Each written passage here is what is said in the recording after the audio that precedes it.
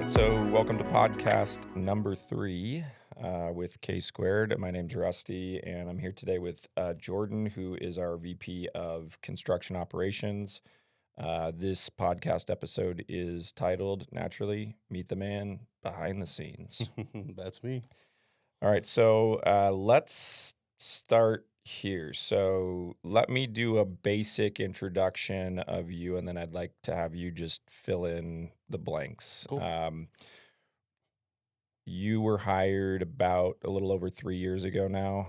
You've been with us about 3 years, and you were hired as a project manager.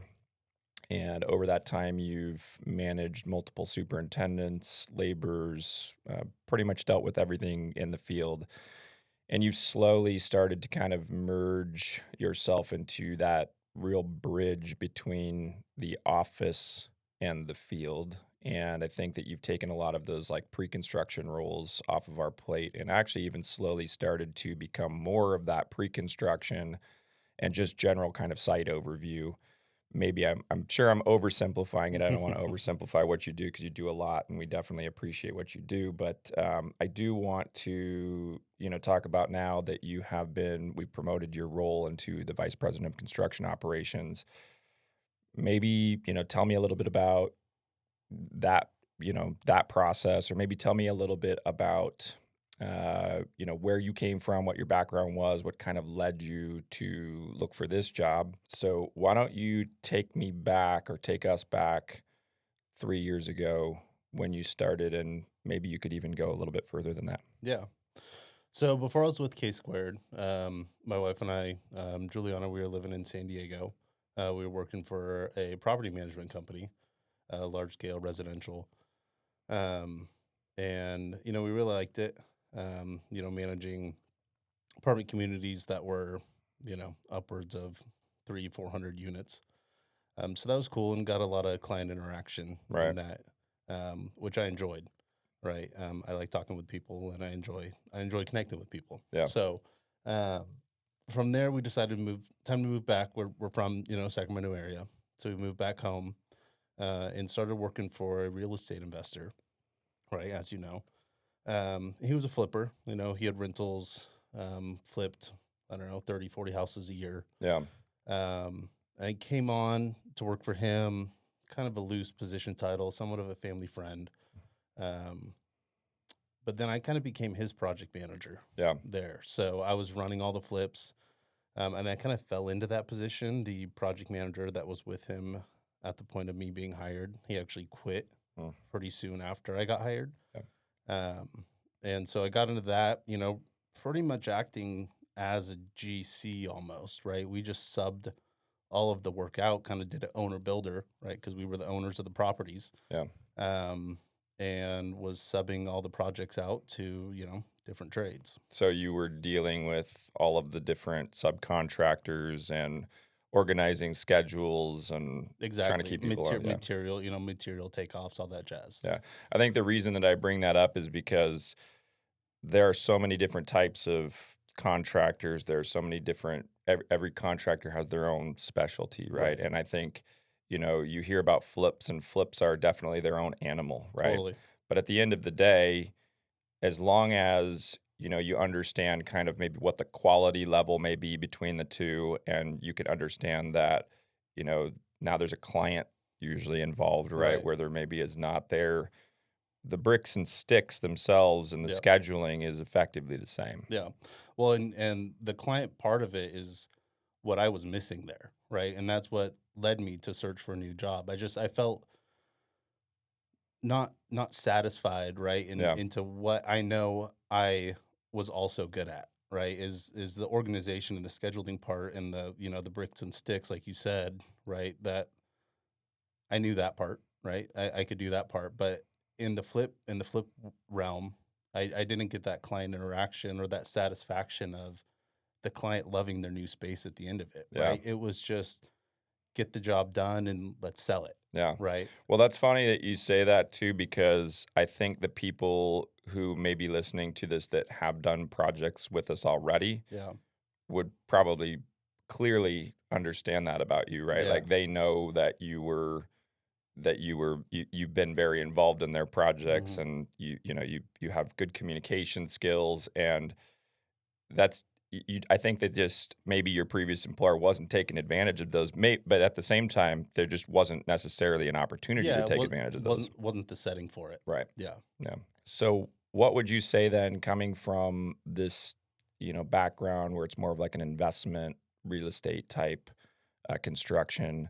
What would you say are the biggest differences moving from that, specialty in construction to what you're doing now? I'd say there's a lot more planning in what we do now, right, in comparison to what I did before.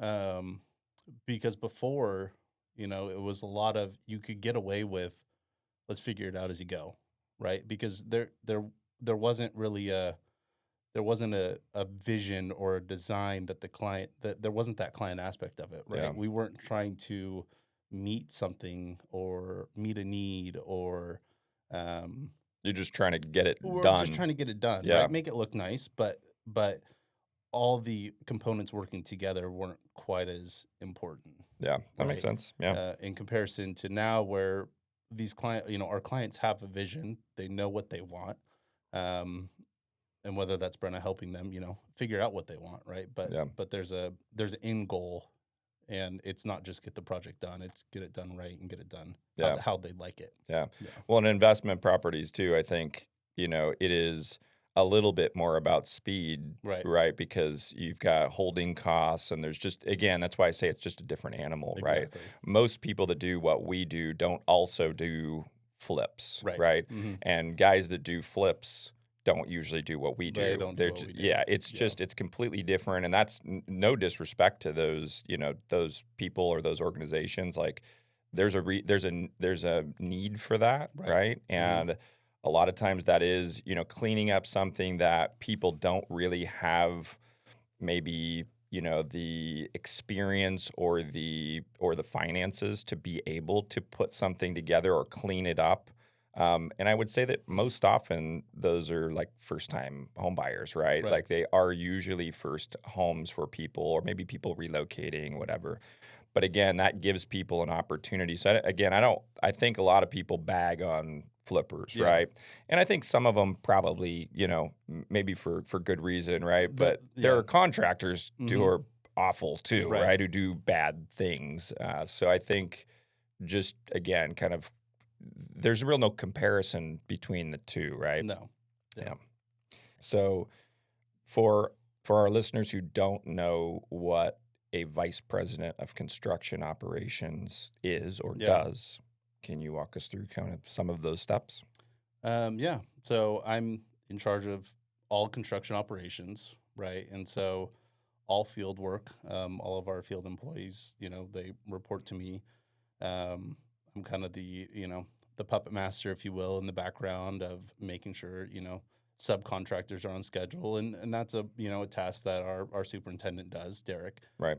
for us. But, I'm in the background, forecasting out materials, products, long lead items, stuff like that.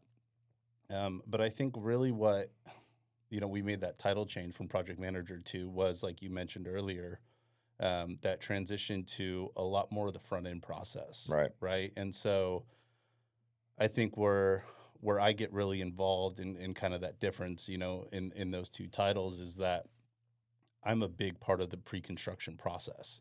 I'm coordinating with architects and designers that we're working with, and having those conversations early. And I think my knowledge, the depth of my knowledge of the projects are just a lot more in depth, I guess. Yeah. Right. That's a good segue, actually, for this next little comment that I have here. Just some questions that I have is, so in the previous episodes, we've talked about a lot about pre-construction. So maybe specifically, you could tell me a little bit about your role in pre-construction. Like, so I think for some people that are listening to, these first few podcasts, they're just starting.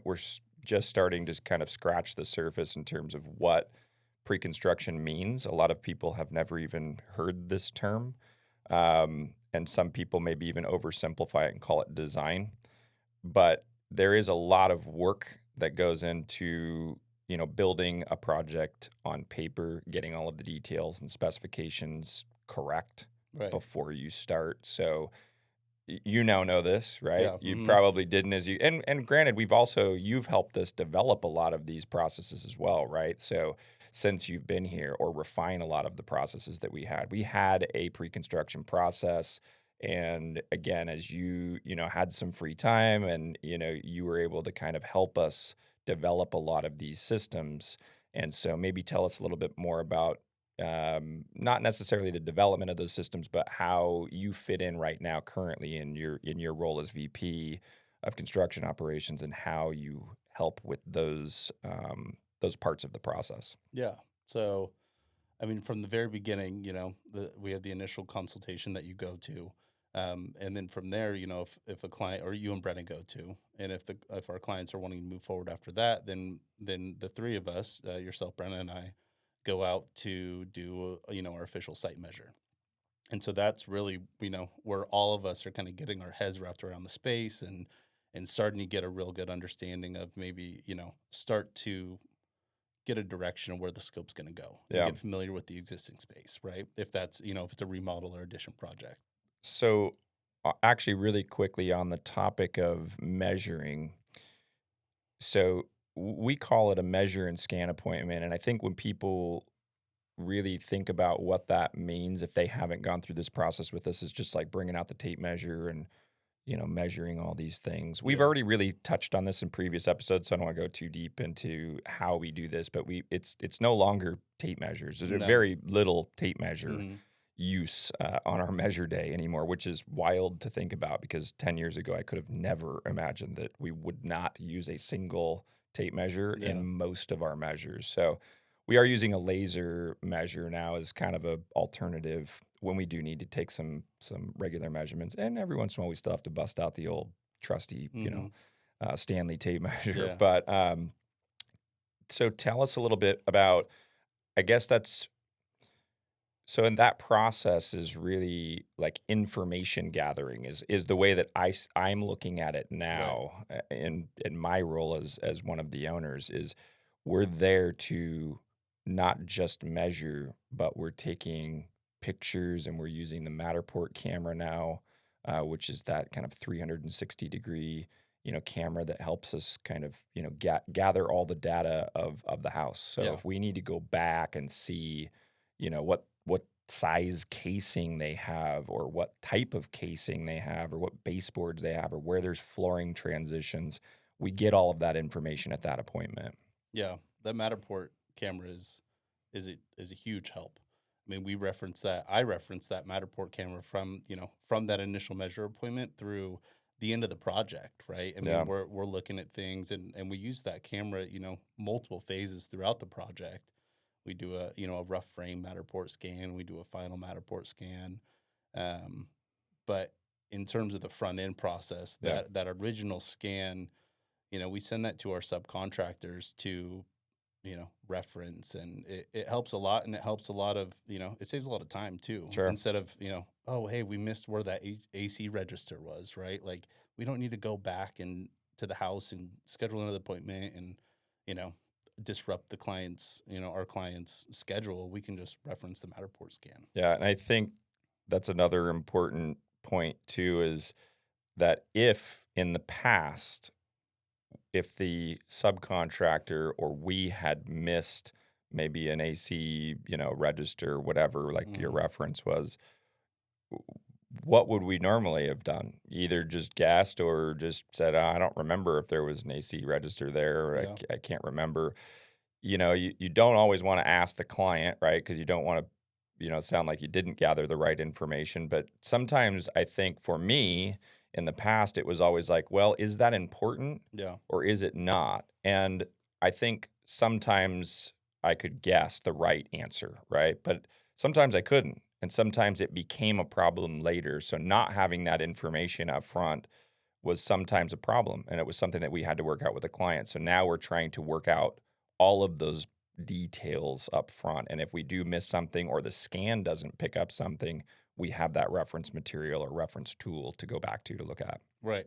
And sometimes when we first go to measure, a home, the scope of work is a kitchen, right? Yeah. And the next thing you know, as we're working through design, the client says, "Well, actually, we want to do flooring throughout the house, and our hall bathroom actually could use a remodel, so let's Yeah. do that," right? And again, it just with the way we do it now, all encompassing of the whole home, the Matterport scan, the lidar scanning on the iPad, we just have all the information, Right. right? And it allows, it allows us to move and mold with, what the client decides, their scope creep, like as we call it, right? Yeah. Of we already have the information. So sure, whatever you'd like to do, let's just take care of it. That's a really good point too, is that I think a lot of people initially have kind of a foundation or a starting idea of a project, and that project generally does grow. And we try to get our clients to, even if they are kind of somewhat confined projects in a certain area of the home, we usually will tell the client we should probably just measure the entire home, because frequently people add scope or they, add flooring throughout, right? And now we have to have measurements of everything. And so, at this point in the process, we're charging the client to do this work. So if we already have this information, we don't need to charge them to make a return trip to measure things, and I know not everybody, does things that way, but at this point through our pre-construction process, we like to be compensated for our time, and Yep. so we are charging at this point. So we do try to make it the most efficient meeting as possible and Right, gather as much information as possible so that we do have that reference tool in case there is a change or we need to re-reference that. right. So walk us through a typical Monday morning with Jordan. A lot of phone calls. A lot of phone calls. Yeah, So, um, they usually will start with, checking in with superintendent, checking in with Derek, making sure, there's no fires to put out on a Monday morning. yeah, If we've done our job right on Friday, there's hopefully no fires Monday, but doesn't mean it's not there. yeah, Um, and kind of just forecasting, usually starting with emails, forecasting, looking at the calendar, see what we have going on for the week, checking job schedules and make sure we're still on track. Usually like to start, beginning of the week and end of the week, make sure I'm personally at least checking in with our clients, making sure that, they don't have any concerns that aren't being addressed by Derek, which there usually aren't. Very right, rarely, there's something that I need to get involved with directly. Um, but then it just depends on, a lot of what we have going on in terms of pre-construction and sure, what we have in our PSA pipeline currently, yeah, which right now we're very heavy in, yeah, right? And so a lot of the times I'm working on budget puzzles, which I believe you and Brenna have mentioned before in previous right, right. podcasts. But that's something I spend a lot of time on. Mm. But material orders. That's what I was gonna say. So Mhm, you're pretty involved or heavily involved in the material tracking, mhm. sourcing, ordering, Yep, handling. yep, The materials are generally coming to our warehouse. They're being unpackaged. They're being checked for damage. They're being checked for accuracy. Is it the right color? yep. Did we order black and we got chrome or whatever? So, yeah, tell us a little bit about that, because I know there's a lot to that as well. And I think sometimes people think that, as we're managing those materials, we're just having, Amazon delivered to the house, right? And Yeah. that's not how that goes down. Tell me a little bit about how that works. Yeah, well, like you said, we like to keep finished materials here we like to receive finished materials for the most part here at the office first at our shop. Um, and just like you said, the reason is we want to verify that it's the correct materials before it's on the job site. Last thing you want, and again, it just goes back to efficiency and planning, right? Yeah, Is if the wrong shower valve comes and the plumber's showing up on Monday and we just had the material delivered there, we hadn't checked it, he shows up, one of two things are going to happen, right? He's either going to not know and he's going to install a shower valve, and then we're going to get to the end after tile's done and said, why doesn't our shower trim fit, right? Well, yeah, it's because it's the wrong valve. yeah, um, or two is he is going to recognize it and we're gonna have to put the brakes on and stop and, lose schedule time because we don't have the correct materials there. The shower valve is a good one to just touch on really quickly because I think that's something that historically in the past has been a problem for us, and the reason, or maybe like tub, valve versus trim. So a lot of these rough plumbing trims, they will come with the rough valve. Some don't. Over the years, they've started to separate those so that you can order, one valve and it may fit multiple trims, right? So Yep. you may have different trim parts that can fit on the outside of that valve, but that valve body is what goes inside the wall. So that's needed very early in the project, right? It's needed when the walls are open, right? Right. Plumbing's going on, rough plumbing's going on, water lines are in the walls, etc.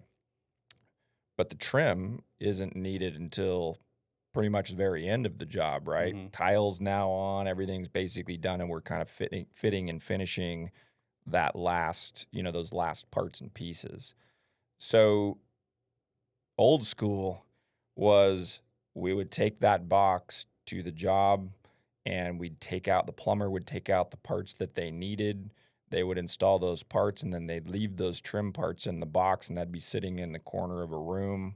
And then what happens? Gets But lost, thrown yeah, away, months scratched, later, damaged. right. Yeah. And who's paying for that? I mean, we're Yeah. paying for that in that case, right? That's not a homeowner or a Right. client issue, but it's just poor management, right? It's not the greatest way of doing that. So now what we're doing, and over the years of having those problems and dealing with those types of problems, we'll bring that box here, right? Right. We'll inspect it, and maybe we're just removing the valve body Hmm. from the box and delivering that directly to the job, having Derek, hand deliver that to the plumber, and he knows what the plumber needs in terms Right. of the parts in that box. But then we now have our we call them our job columns in the back, in the warehouse, and they're named with, everybody's job name, etc. And then, those parts stay there, right? So they don't have, they're not getting kicked around by the laborer or moved, when they're sweeping the floors, or just otherwise getting dumped and scratched, and then all of a sudden they're put back in the box and nobody really knows who scratched the trim, right? But Right. now we're still on the hook to do that. And sometimes that would hold up a job, Hmm. right? Or worse yet, maybe they change the trim or the valve body, God forbid, in that time frame, and now Yeah. all of a sudden we can't find trim that works with that valve. Weirder things have happened, right? Totally. Yeah. But there's a lot that goes into material management. I think sometimes, clients say like, "Oh, I'll handle all the materials because I don't want you to mark it up," Yeah. right? Well, And and, it it, and it's just a cluttered job site too. If Yeah. you have, I mean, some of our projects we have, you know, t- 6 sink faucets going into the job, 6 different sink faucets, and there's 10 different light fixtures going throughout the project, right? And I mean, last thing you want is all that sitting on the job site, Right. right? We'll Well, it's get it. just We'll get it. dusty and dirty Hmm. and yeah. We'll get it there when the job needs it. Yeah. Yeah. So this is good. I think this will be a fun question for you. So what is something that you do that a client rarely sees or maybe even never sees that makes their experience better? I think a lot of the communication I have with, subcontractors and material vendors and manufacturers, right, of figuring out details of all the parts and pieces that we're putting into a project that are details that we need, right? So for example, we've talked about the budget puzzle before. We just completed a budget puzzle for one of our clients, and we're practically putting a spa in their primary bathroom. That's Yeah. that's that's the goal, right? Yeah. That's their vision. Well, let's clarify spa because I think Uh, sometimes people yeah, just not a think hot like, tub. yeah, not a Yeah, hot we're, tub. we're talking a steam shower, full, finished sauna, built in, not one of the standalone, Right.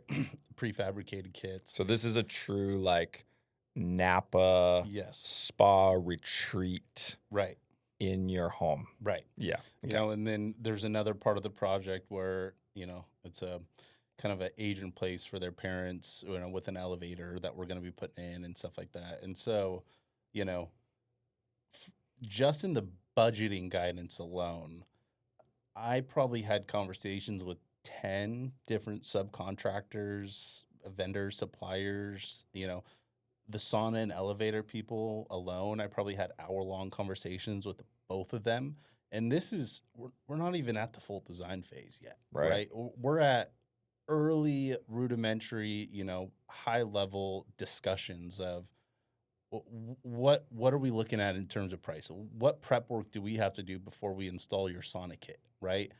And half of that conversation with the sauna vendor, for instance, half of it was him just telling me about the product, educating me on the product, different things that we could do, and giving me general rough pricing on stuff, right? Sure. But the other half of the conversation was all just discussions and what we need to do as the contractor in preparation for the sauna kit to arrive to install it, right? From furring strips, insulation requirements around it. Is it dense glass that needs to be installed? Proper intake and exhaust ventilation, right? And I mean, these are all things that even at the early phases, we're trying to understand a general idea of what's going to be necessary to do this. Sure, because So how else do we price it it, accordingly? it'd just be like your famous saying, it'd just be throwing spaghetti at the wall, Right. right? We wouldn't know, we couldn't price it accurately. We couldn't give appropriate budget guidance without that information. Right. And that was my first phone call with the dude, right? I mean, if we're moving forward with this sauna, I'm probably going to talk to this guy for 2-3 hours. We'll probably do a Zoom call with him and the client to discuss some of the details, Right. right? Like, and before that Zoom call, him and I are going to be prepping for that in discussions and material selections and right for an hour or two. Yeah. So, I mean, just in that one component of that one project, by the end of the project, I will have spent 5 to 10 hours talking to that one guy Yeah. about one component of this entire remodel. Just so we can get it right. Right. Yeah. Well, I think that's an interesting point as well because, well, I think you talked about how, that's something that happens kind of behind the scenes that adds value to someone's project. And I think that's a great answer because a lot of people don't see or really recognize or understand even what it takes to, you know, maybe what it takes to actually, figure out how these components work and sometimes even how they work with each other, right? And that was one of the conversations you had in this specific circumstance where, we had a design from an architect that was really cool. I mean, it was effectively, if you can envision just your kind of maybe a typical really large shower was actually an 8 foot long shower. So it was a huge shower and, glass on the front, pretty typical in that regard. But as you go through this shower, basically beyond the shower was another glass partition at the back side of the shower. And then there was a sauna at the backside of that. So if you imagine looking down the barrel of this, it's kind of a long, area. There was this steam shower unit. I failed to mention the steam part. That's kind of important, I guess, to segue into your portion. But there was this steam shower, setup, and then beyond that was the sauna. And this was something that the client really was really kind of jazzed about, right? But then what was your conversation with the sauna people when you first talked to them about our setup and how we had designed this? Right. So I had sent him the floor plan, right, the preliminary floor plan, and we started out discussing that. And I said, this isn't something we've necessarily done before. Can you educate me? Is this something you guys have done before? He said, we've done it before. We don't recommend it. It fails. Yeah, And that was the first thing out of his mouth, right? He yeah, said, yeah, don't do it. Right. yeah. And he explained why, right? The steam showers get to 110, 120 degrees at max, right? High humidity, High lots of humidity. yeah. Mhm. Versus a sauna, which is a dry space. There's multiple different types of sauna, but the Sure. one that we're looking at was a dry space, right? Wood cladding all the way around, um, which reaches temperatures of 194 degrees, right? And the seals required around the glass partitions to make sure we keep the steam encapsulated in the steam shower. Those are rubber plastic type seals, and the heat from the sauna actually warps and degrades those seals after time, and is in turn going to let steam into the sauna and ultimately, eventually ruin the wood cladding that's installed in the sauna, Yeah. right? And so those discussions now, having your contractor involved in discussions now when it's not fully designed to solve those problems, or maybe not, maybe we haven't solved it yet. Maybe we haven't solved it yet, but bring those problems to the table in terms of just functionality and actual feasibility is critical, right? Versus a traditional path of you get the full thing designed and then you send it to contractors. Well, if this full thing was designed and then you send it to contractors to bid it, one, if they're not doing their appropriate research, they're not going to know. They're going to build it. You're going to have steam leaking into your sauna. Next thing you know, in 5 years, your sauna cladding is going to be ruined. Or maybe it becomes a price thing down at the end, and it's a barrier to entry because you have to redesign the whole thing to complete your vision. Well, I think this goes back also the to one of our previous episodes where we're talking about free estimates, right? Right.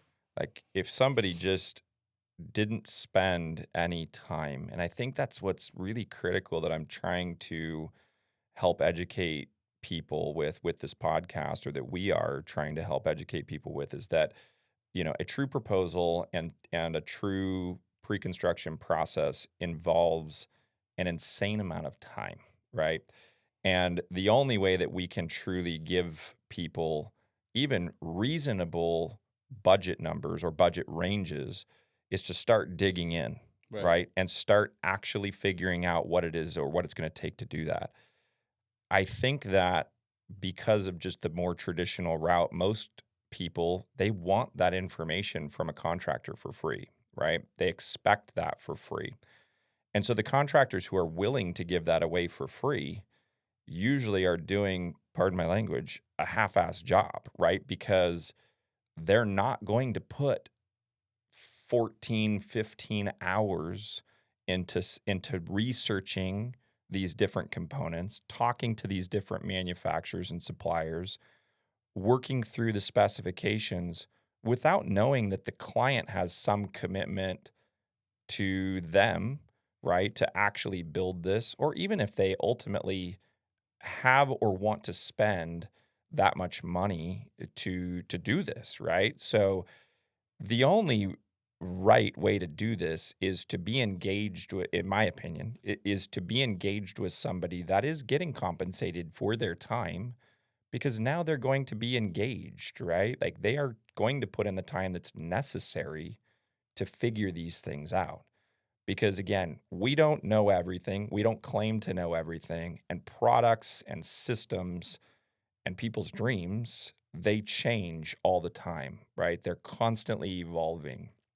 And because these things are constantly evolving and people's dreams are, getting bigger and bigger, and you see, things on Pinterest and Houzz and all these other cool websites, people want to do cool stuff. And I want to help them build cool stuff too, but that doesn't necessarily mean that. I mean, I've built a million showers, Right. right? And so have you.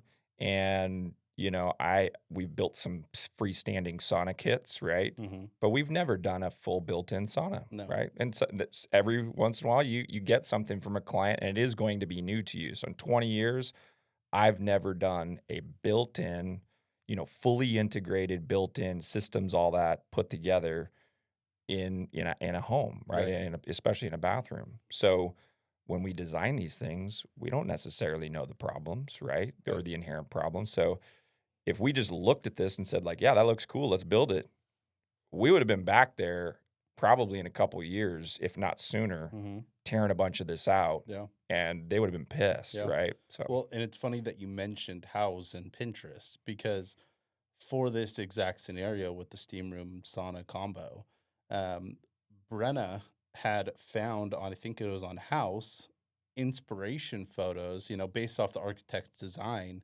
She had found inspiration photos of the exact layout that we're talking that's about, wild. right? And so when I had initially brought up the concern from the sauna company, she said, "Well, I found it on House. Why can't we do it?"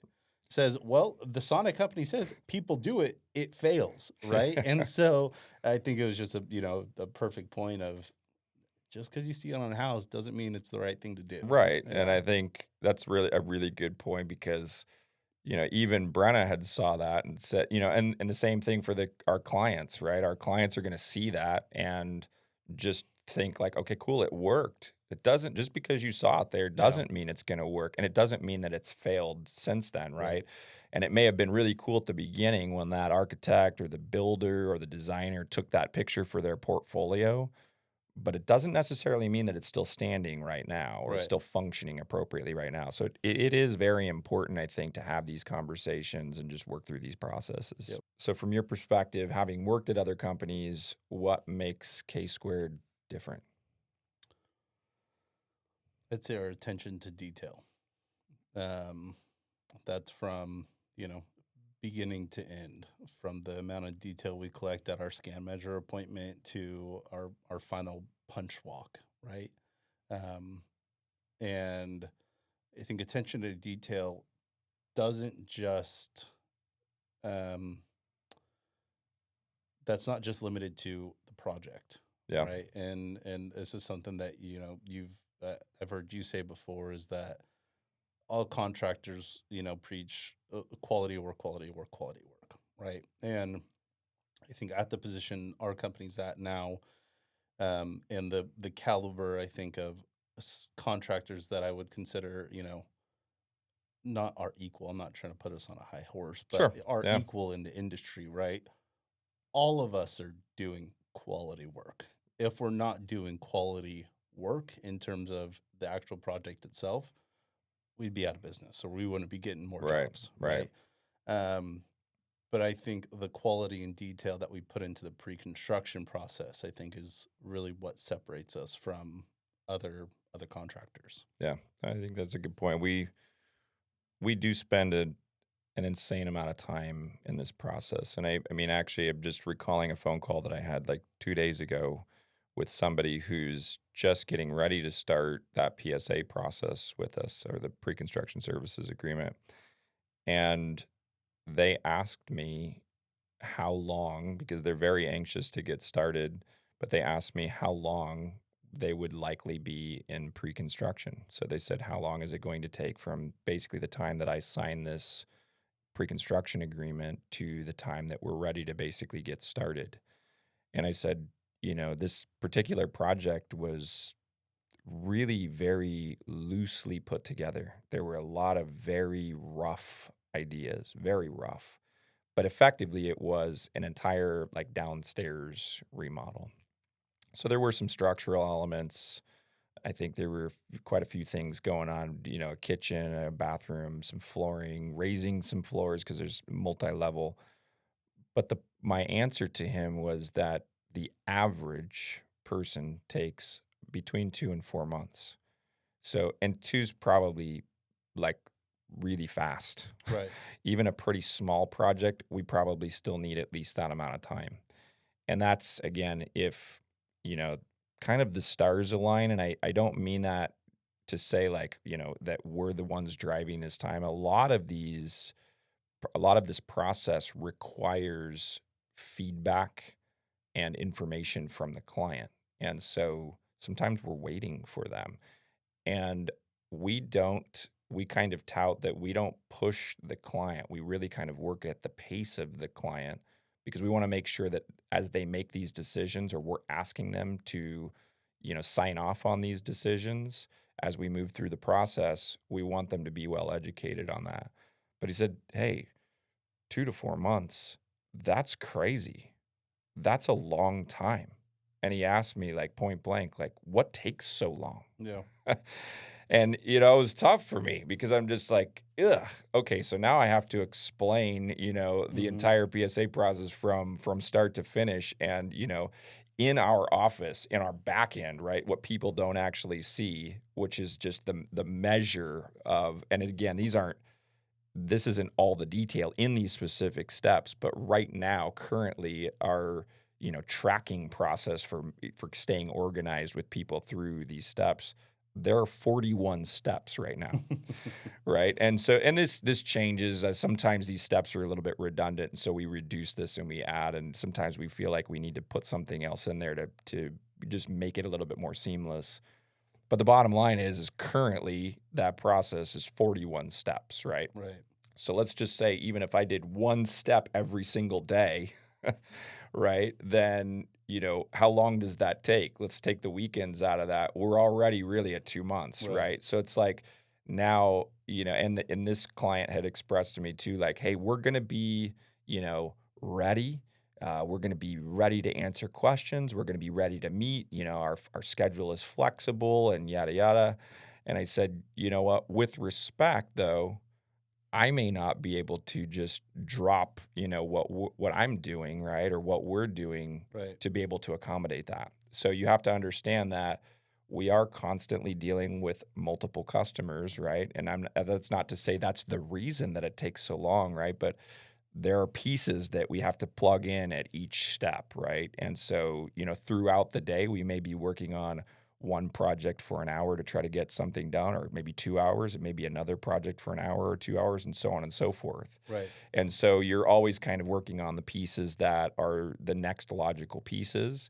And there are three of us in the office, actually four if you include Jen, because Jen's helping coordinate all those Mhm. meetings, right? So there's four of us Right.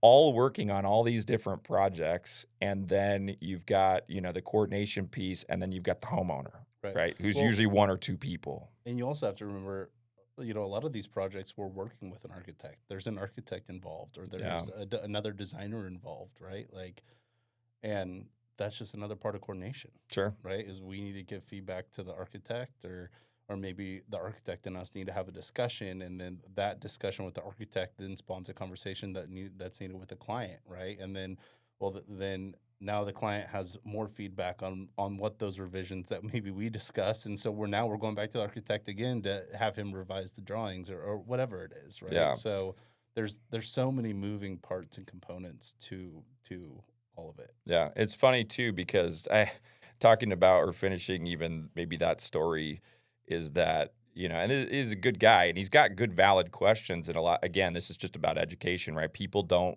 genuinely understand this process because it's not super typical or traditional. But he said, "How long is it going to take?" and yada yada.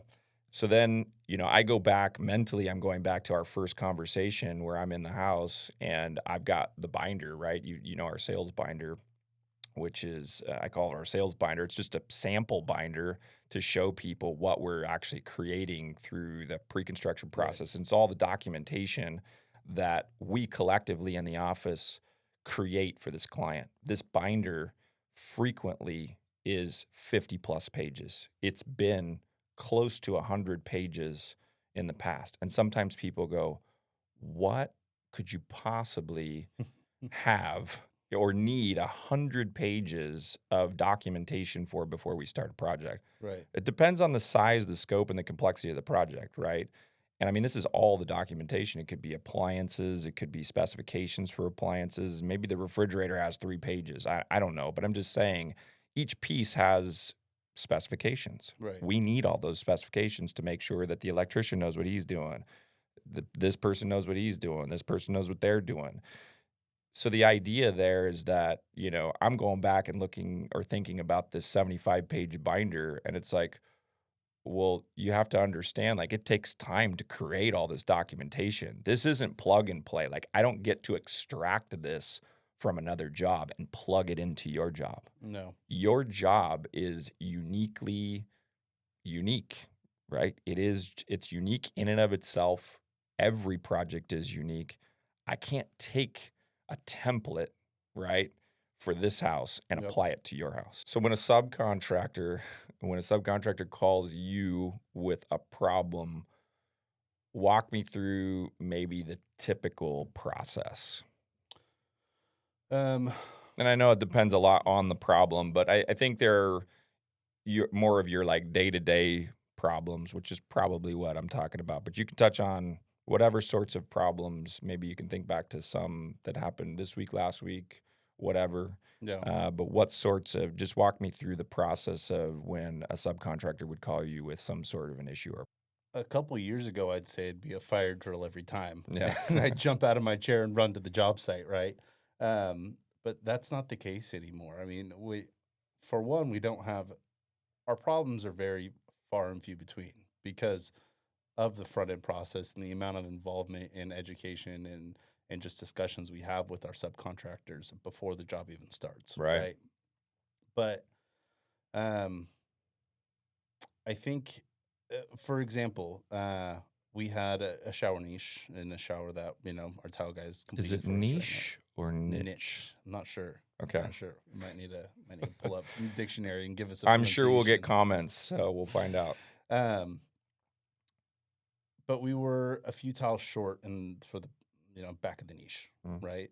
Um, and our superintendent called. This is he's our newer superintendent. He's worked for us in the past in different roles, but this is newer into this management position.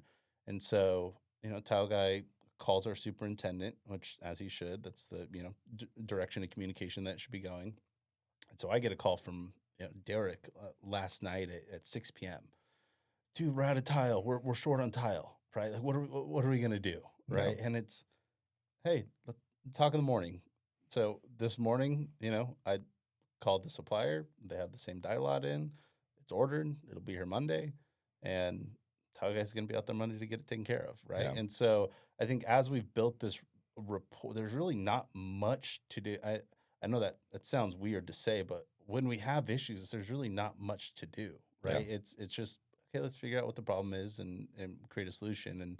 And the reason I think that is easy for me and for us is because we've built this rapport with our subcontractors, right? We've worked with these guys for years, 3, 4, 5, 10 plus years from guys that you were using, even before I was here. Right.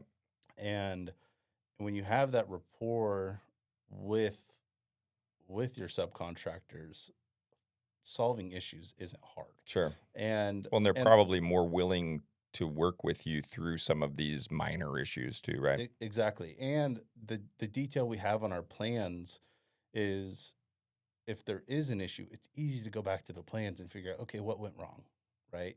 I mean, maybe the material shortage isn't an exact, idea of that, but say if a subcontractor does something incorrect, right? Well, it's usually not an argument.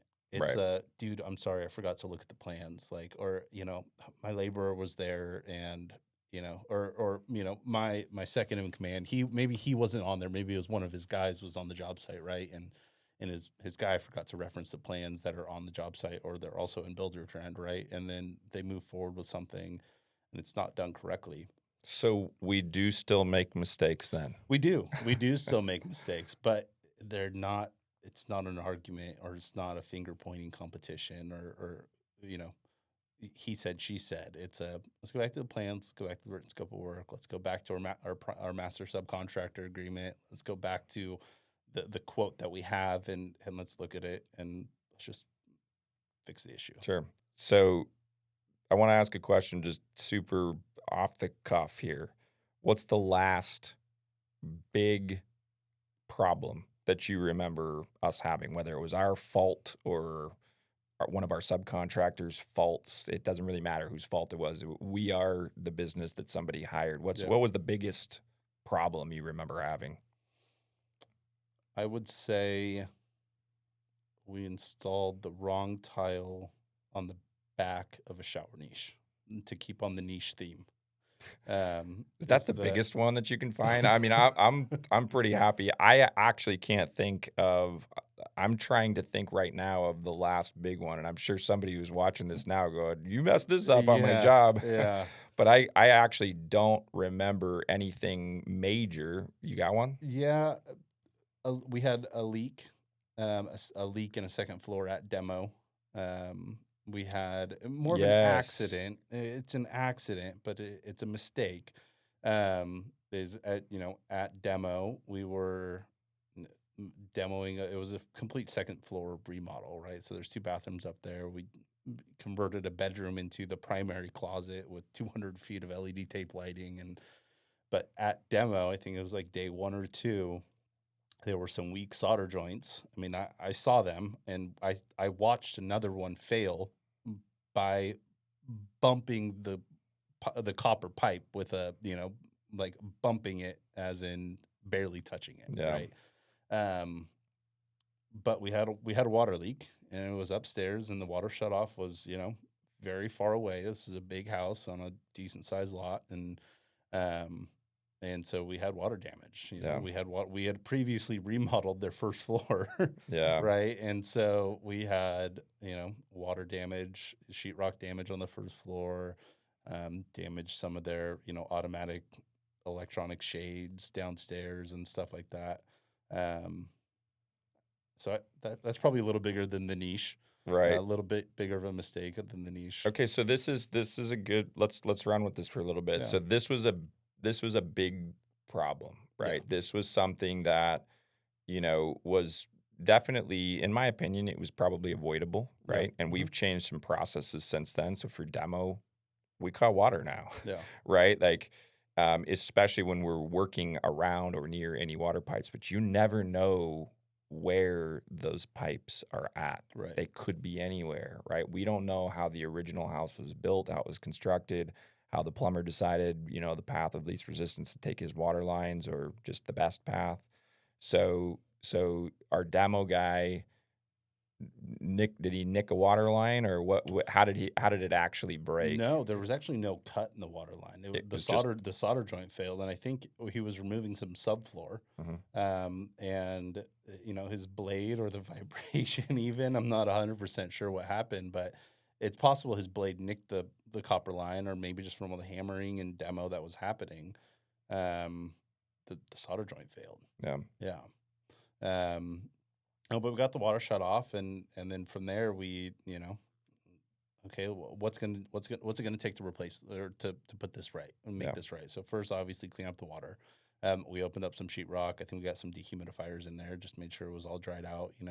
Got air moving through, um, and then I mean, it's a mistake, but it's not like it's the end of the world, right? Yeah. I mean, we don't like them. Sure. We do make mistakes, like you said. We are human, but let's get the sheetrock guy out there. Let's get the painter out there. They actually ended up having us replace the water leaked around one of the sliders, and they hadn't replaced that slider yet. So they said, "Oh, perfect opportunity. Can we actually order a slider and put the slider in?" Yeah. So um, it all worked out in the end, right? And So we did. We got it all fixed up. And granted, this particular client that had done this, I think you touched on this, but we had done a project for them before. right, We had actually remodeled the area that we nicked the pipe on or broke the pipe or however it happened that caused the water leak.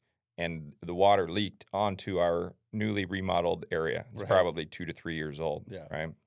So obviously they knew us. hmm They knew that we would respond. They knew that we would take care of this, whatever it took.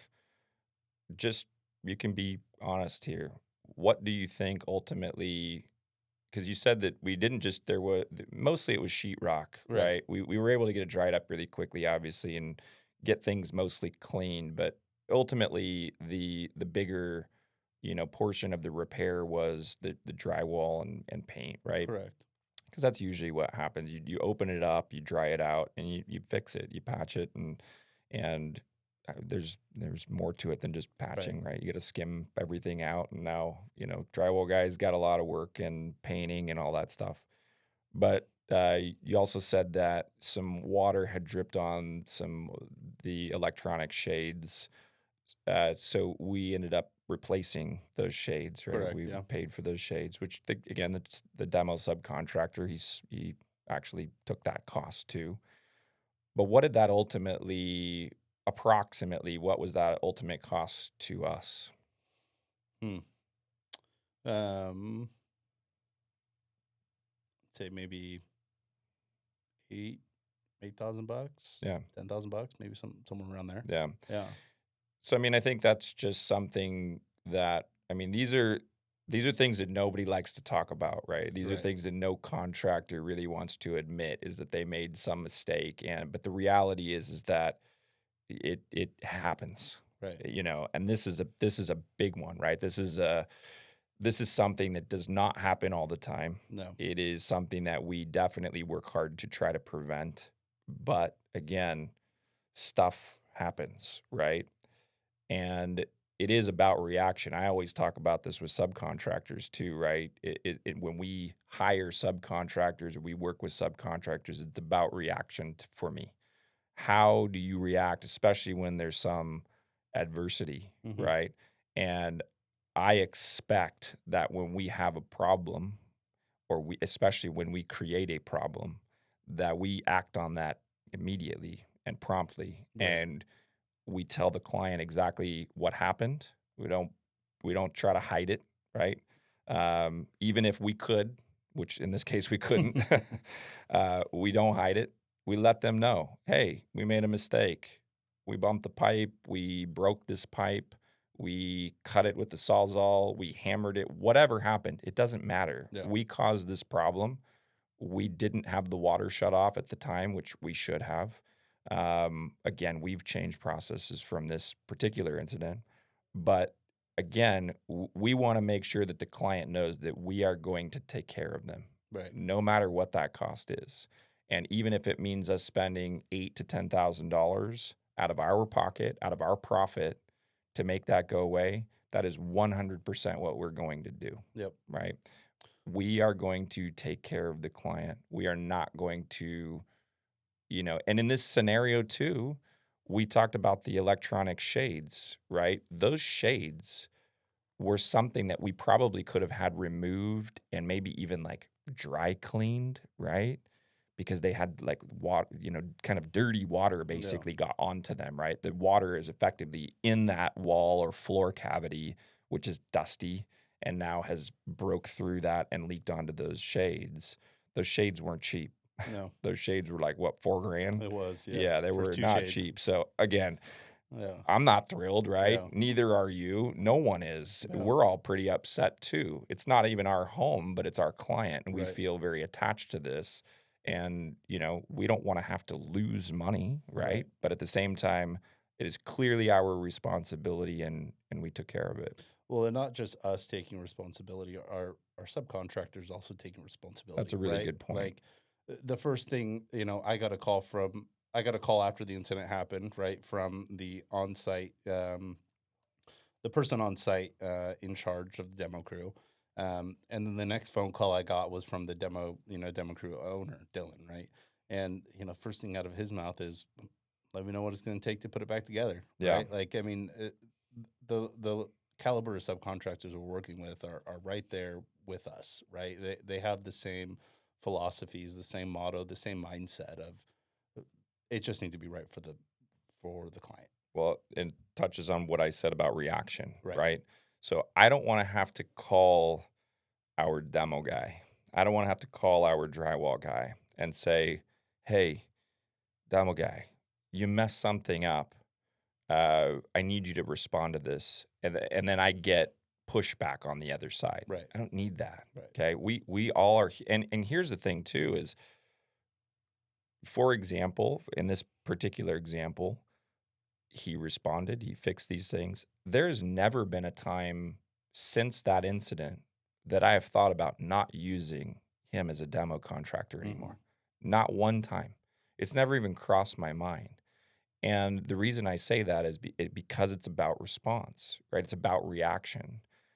They knew they made a mistake and they took care of it. We helped them take care of it. We even split some of the costs with them, right? So we want to be kind to them, but it's because they're also being kind to us and they're taking care of our client. Right. But that just goes to show also the level and the caliber, like you just touched on, is the caliber of subcontractor that we're working with, right? I could get adversity on the other end and we just fire the guy, we never use him again. And then all of a sudden we're, eating all that cost. And now we've got a new guy.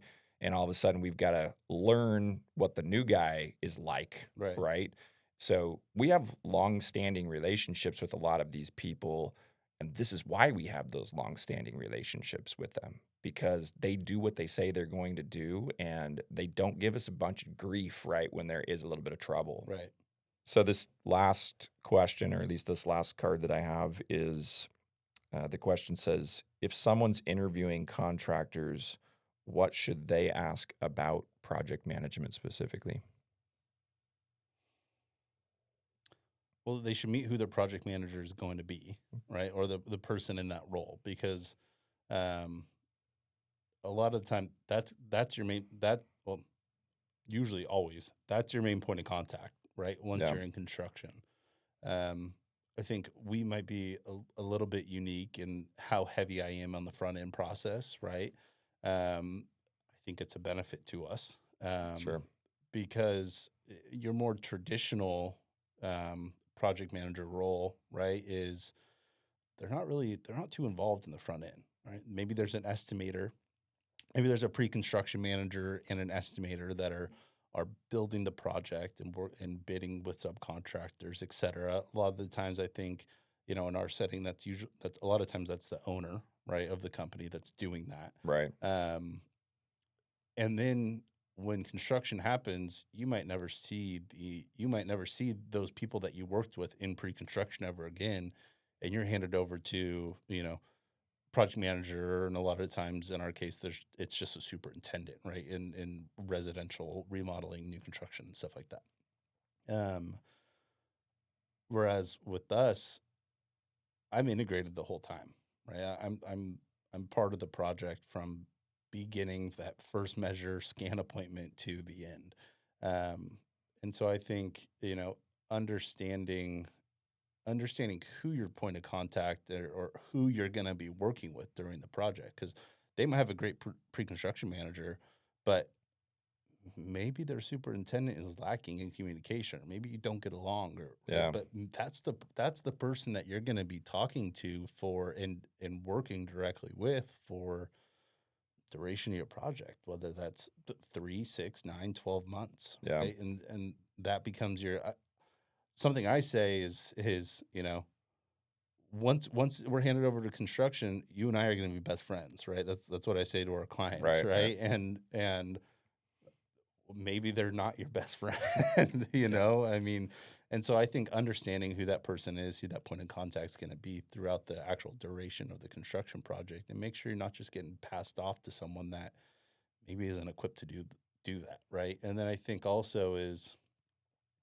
how you're going to be informed, right? So we use Builder Trend, and our superintendent does daily logs every day, right? And just for people out there who don't know what that is, Builder Trend is just basically our like Project management management software. software, Yep. but this is also something that the client has an interface and Correct. they get to interact with this software. Yep. So all of the information that's going in there, these daily logs, the things that I'm sure you're probably going to talk about, those all go into that software and the client actually sees that. So that's not just our back end management software. It is also that, but Yeah. it is also for the client to see what's going on and be in the loop, to be in the loop for the things that are happening at their job, whether it's yesterday, today, tomorrow, etc. Right. Exactly. So, and I think a big thing too is, clients a lot of the time, they they don't know what's going on. They don't know what's coming up next in the project, right? And I think having a project manager or someone in that similar role or similar responsibilities, um, not that person needs to not be reactive. They need to be proactive. Yeah, They you know don't want the client to, our clients never want to wake up one morning and not know what time someone's showing up, right? Sitting around, I think tile guy is coming today, but is he coming? What time's he coming? It's 10 o'clock. Are we not doing anything? Like, is there no work happening today, right? And making sure that the project manager is going to have those conversations with you and keep you in the loop. And I mean, people can promise it, right? So it's kind of hard. That's why we point people to our client references, yeah. right? It's hard to People can tell you they're going to do that all day long, but do they actually do it?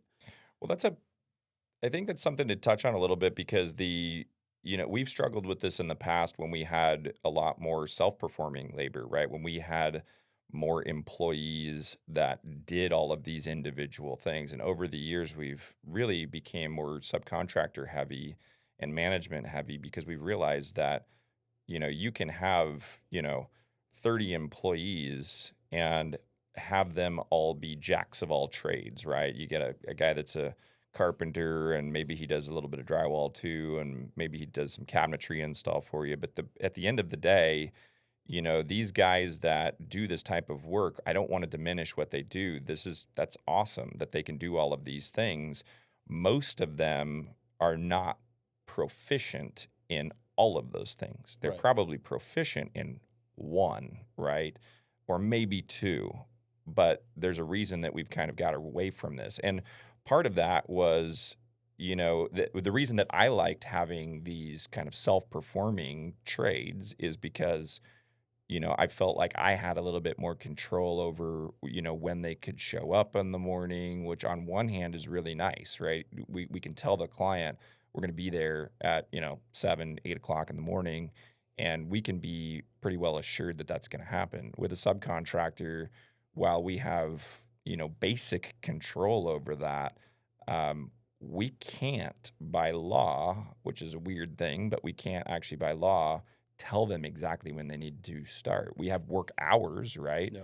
But it's important for one that we understand that that they understand what we expect, right? Right. And we're probably not going to continue to work with these guys if they tell us they're showing up at 8 and they continue to show up at 10, right? Um, and now they're only working until 5, so they're getting, whatever they're getting done, not enough. But, going back to, the self-performing comment is that sometimes our guys needed to go to Home Depot in the morning and load 20 sheets of plywood, Yeah. right? And so we'd get a client on one hand saying, "Well, hey, I thought we were working on framing today." And we're like, "Well, it is on the schedule. We are working on framing. Let's call up John and find out what's going on. Hey, John, what's going on?" "Oh, I'm at Home Depot loading 20 sheets of plywood Yeah. so that we can start, sheeting the roof." Okay, well, these are all things that need to be communicated, right? And sometimes when you're in the moment and you're that guy who's the Yeah. framer or When you're you're the doing, yeah, right. yeah. It becomes, you have to think about those things, right? Because you can't just assume that the client knows that you're going to Home Depot in the Yeah. morning, right? But that's also potentially a necessary step, right? And you can't necessarily expect too that just because our start time is 7 or 8 a.m. for that particular day or that particular trade, that they may not need they may need time to gather materials. That could be, again, that could be Depot, Lowe's, that could be their shop where they store their materials or their excess materials. It could be one of their suppliers, right? The electrician may have an electrical supply house. Again, but that's something that we try to, understand and know from our subcontractors so that we can deliver that information to the client as well, right? So that they have a understanding of what to expect for the next day. Right. Something you've ingrained in my head is if you're doing, you're not managing. Yeah. Right. If you're swinging a hammer, you're not making phone calls to make sure that stuff's organized for the next day and that the client's informed of what's going on. Right. So, um, I know like, this warms my heart to hear sometimes these things that are ingrained in you from me because these things were ingrained in me from someone else. My yeah, my old boss was probably watching, yeah, saying like, "Oh, it warms my heart too," right? But the reality is that, back when I was told that, it was hard to hear because I remember, building tracks and even some custom projects where, I still had a boss. I was working for a builder and I worked for a few different builders. And, predominantly one builder, I think I learned a lot of things that I brought with us here. And it was because they had a very, their mantra was basically, we build the best track home. Okay. Back when I was given some of this advice, that was a critical piece of advice at the time that I had actually a tough time accepting that. But I realized much later that it was a huge part of management, which was, again, you just said this, if you're doing, you're not managing, right? Or if vice versa, right? If you're not managing, that's you're probably doing something. You can't manage and do. Yeah. You just can't. And that's tough for some people because I believed at that time, like, well, I'm just going to go throw in this cover plate because the electrician forgot one cover plate. The problem is that one cover plate took me, maybe 10 minutes to go get the cover plate and grab my screwdriver and go put it in. And it took 3 seconds to install it. So in my mind, it's like, well, it's just better because it just happened. I don't have to call the guy back. But the reality is that if I have to do that, for one, I'm setting a bad bar with myself, right? Because I do that once and now the electrician knows that he can leave one cover plate off and I'm going to take care of it. Yeah. And now what if it's 3 cover plates on the next job and one HVAC register? And pretty soon you got an hour worth of time. That's time that you could be spent managing, organizing, and applying that time in a more effective manner to the Yeah. project. I think early on, I think this is one of maybe a first or second job. When I came on, I think we had 2 or 3 active jobs going. They were decent sized projects, Yeah. and you pretty much just threw me in and said, "See what you can do," right? Yeah. And I think one instance that kind of stuck in my head, you were telling me, manage, don't do, manage, don't do, manage, don't do. And I was running around. I was grabbing materials for the HVAC guy. I was grabbing, like he'd show up and he didn't have something and I didn't want the job to slow down. So I'd go and pick this up for him and the roofer would show up and he's missing a roof jack and should the it's for the vent hood and the HVAC guy installed the duct for the vent hood, but he didn't provide a cap for it. And whose responsibility is it, right? And instead of figuring these things out, I was just running around doing them. I was going and running down to whatever Glacier Supply down in Sac and grabbing the hood because or the vent cap because they were the only ones who had it, right? Yeah. And that particular item, I don't know, has stuck in my head since 3 4 years ago about okay, but if I had not been doing that, right? So I was probably doing something the days before the roofer was there on the job site. I was probably doing something similar, running around for someone else on a different job, doing something like that, right? And you probably missed that And I as a probably result, and I yeah. missed that, right? All I needed to do is don't do that. Take a step back, look at it, look at my schedule. Who do I have coming up, right? And okay, cool. The roofer's coming up. HVAC guy's already there. Did HVAC guy leave a cap there? Let's call the HVAC guy. HVAC guy says no. Okay, cool. Hey, roofer, you need to bring a roof jack, right?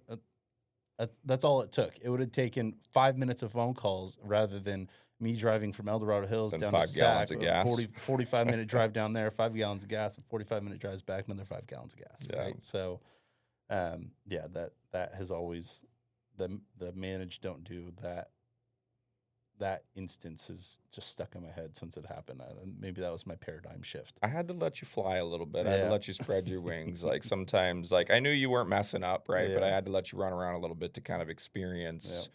what I experienced Yeah. too, right? We all have to go through that. And sometimes it's just, you have a you have a natural way of just getting it done. Yep. I feel like I'm that way too. And I think a lot of people in this business, that's just how they are, right? But sometimes it's not just because we get it done doesn't always mean that that's the most efficient way to get it done, right? Right. So, and we know now, especially in business and being very organized, that in order to stay organized, we do have to manage and prepare ourselves very well. Yep. So going back to the original question about, if if somebody's interviewing a contractor and what should they be asking about project management, I think you made a really good, I think you provided a really good answer in terms of, maybe you should meet that person, right? And I think there are lots of different structures for each company. So I think that it's worth telling people that just find out, maybe to simplify this, just find out who that main point of contact is. Maybe this company doesn't have necessarily a project manager by title, right? Or maybe they don't have a superintendent by title. Maybe the owner is doing everything. And in some circumstances or maybe even some geographical locations, maybe this is the best way. You hire the guy and he kind of does everything, Yeah. right? Or this person, right? You hire this person and they do everything. Um, so they may be your main point of contact. I don't think that having a main point of contact that is the same person in your reference to managing, not doing, you know, if they're doing something, they're going to have a really hard time being that main point of contact, right? Because now, as you need to ask questions as a client, you're pulling them away from what they're doing. And most of those guys, I think, will typically just not answer their phone, right? Yeah. Which is a lot of times why people say, like, how the guy never called me back. Well, it's probably because he was sticking tile Right. somewhere or laying floor Or or he's whatever. 10 feet in the air on a ladder Right. and you got a, framing nail in his hand or Right. whatever. Yeah. Yeah. Or he's got, some kind of, adhesive on his hands Hmm. or whatever. I mean, there's a million reasons, right? And I think that's why it is important to understand what's the word I'm looking for? Let me Maybe back up on. dynamic, communication dynamic. Yeah, I'm just saying what's important to understand for a client is just what the structure of the business is, right? And who the different players are. Because I know for us, we have this kind of design and pre-construction element, right? And then we do have a little bit of a bridge, not much, right? But then we have construction, right? So, like you said earlier, is you're involved in effectively from the very beginning, right? You have minimal, action in that very first part, but at the same time, it's very important for you having a working understanding of the project from the very beginning. What are the initial conversations? What's the goal? What are the goals that we're trying to achieve? What are the boxes that we're trying to check, right? And so we have that part, and then we have effectively it's two halves, Yeah. right? You've got the pre-construction portion and the construction portion, Yep. right? So, having a main point of contact through these different parts, it may change, right? So main point of contact is not you, right? And when we're talking about pre-construction, Correct. they're talking to either Brenna or myself. So it's important to just at least understand because somebody may have clear defined roles and we can't have you as the main point of contact in pre-construction because you've already got enough on your plate, Yeah. right? You are dealing with all of the people that are in the field and are taking, anything that is you are dealing with a lot of the field issues as they kind of arise that maybe, Derek or our superintendent can't deal with or, needs some help with. So you're actively involved in that and making sure that everything's staying on schedule. You can't possibly do that and also do these pre-construction. So I think, while you do have a huge role in especially like the document creation for the pre-construction, I think that's super important. And the reason I think it's super important, and this may be unique to our business, it may not be. I don't actually know how other people do this, but I like having you involved, especially at the end, heavily in that pre construction process because it lets me understand when I read your written scope of work, it helps me understand and Brenna understand if you've interpreted our conversations with the client appropriately, Right. right? And the client gets a chance to basically go through that and see all that and read all of that as well, but you create it, we read it, we say okay, this is right, or maybe we missed something here, or maybe we added something or we didn't add something and need to add it. But it's awesome because now we know when we get to the end we're handing over something that is truly complete Yeah. and that we all have the same understanding on. And now you're giving that information to the guys in the field so that they understand what it is truly that we're trying to build. So anyway, I just want to thank you. So this was podcast number 3, and appreciate you coming in and taking time out of your Friday. So I know we've been in here for close to a couple of hours now. Yep. I've gotten a few calls from subs and stuff, but I think they'll be all right. Yeah. So and this is also a benefit, right? It is They 100%. they know who to call if they can't get a hold of you, Yep. right? And Yep. so yeah. So anyway, thank you if you've got this far into the podcast. We really appreciate it. I want to thank Jordan for being here.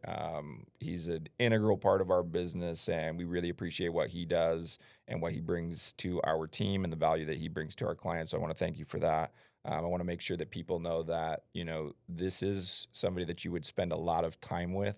Be best So friends. yeah, you either be best friends or maybe you don't get there, right? Maybe But not. I think no, you actually have a really good personality. You're easy to talk to. And I think that's good for people who are watching this to understand, who is the man behind the scenes, Yeah. right? He's behind the scenes at least at this design portion or this pre-construction portion, but very much involved and main point of contact through construction. So, Yeah. uh, Well, welcome, Jordan, and yeah, thanks for yeah, having me. yeah, Yeah, it absolutely. was a Thanks for taking blast. your time. Yeah, Appreciate thanks. it.